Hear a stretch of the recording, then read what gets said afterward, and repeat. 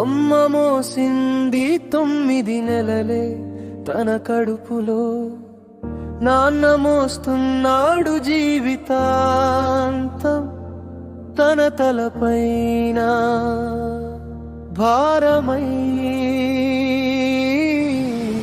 అమ్మను తలుస్తాం ప్రతి నిమిషం, ప్రతి అవసరానికి.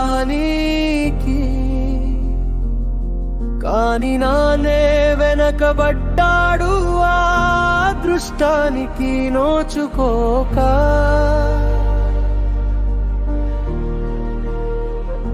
నా అంటే నీడలా నడిచేవాడు, దన అంటే నవ్వుతూ బాధను మింగేవాడు నానా.